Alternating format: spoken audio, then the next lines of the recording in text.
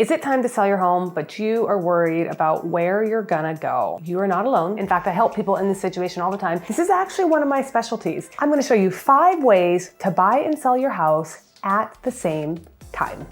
Hey everyone, I'm Lynea Carver with eXp Realty. Welcome to my YouTube channel where I talk about all things living in and around Bonnie Lake and Lake Tapps, Washington. If at any point throughout this video you have questions, just drop a comment and I'll create a video just for you. Now, let's get into it. The first way is actually my preferred way, and this is what most of my clients do, and I call it the move once formula, which is also known as rent back. So what we do in this case is we actually get your house completely prepared for sale. We put it on the market, then we start shopping for homes. Now keep in mind, before all of this, you have been fully pre-approved, so we already know what your budget is, but we don't actually start shopping until your house is on the market. Because what we're gonna do is when you get an offer on your home, we are going to tell the buyer that you actually need a rent back or a seller lease back for X amount of days, potentially. The goal is that we actually find you a house before we actually need to get a rent back from the buyer. This is the preferred option for most people because it allows you to move once, hence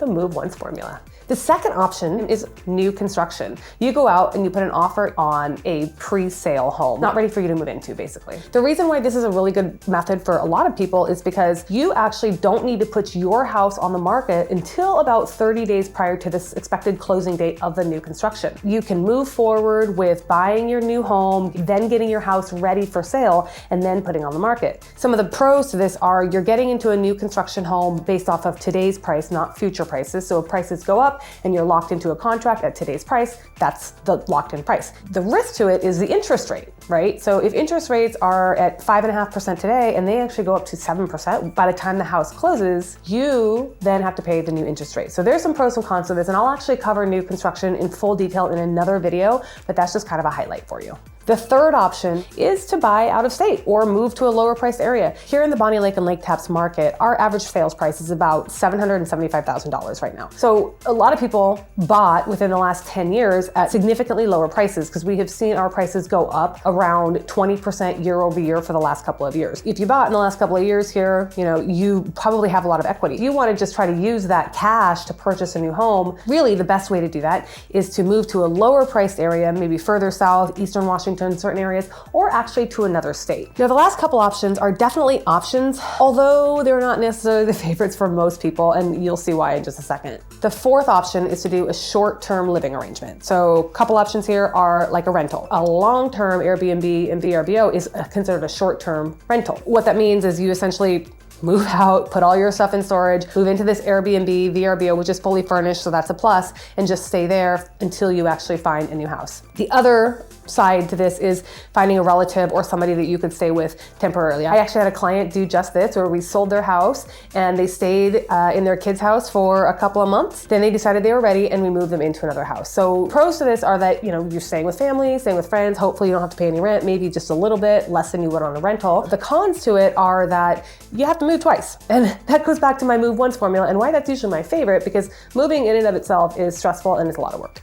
Option number 5 for buying while you also have to sell is like a long-term closing period. Now this is really dependent on what the buyer is looking for, what you're looking for, but you could do a long-term closing period. In many cases in the market, we can close a house within about 30 days, sometimes 35 days. If you're in the situation where you need a longer closing, you can do that. It's essentially like the move once formula, it's just that you're not closing first. The difference between the move once and the longer closing is that the longer closing is definitely more beneficial for the buyer because the buyer has no risk that you're going to squat in their property after it's closed. In the extended closing period option, this essentially is the same thing as the move once option, except for you're not closing early and then renting back from the buyer. You're just closing later. So it's still your house until you actually close on the new house. Before I forget, if you like what you're seeing, make sure to hit subscribe so you can stay in the know about any time I get new content. I did not tell you I would do this, but I'm going to give you a little bonus in this video. I want to talk to you a little bit about getting rid of your stuff and decluttering and how your agent can help you. One of the ways that I have really helped my clients be successful with this is providing a network of people that actually can help you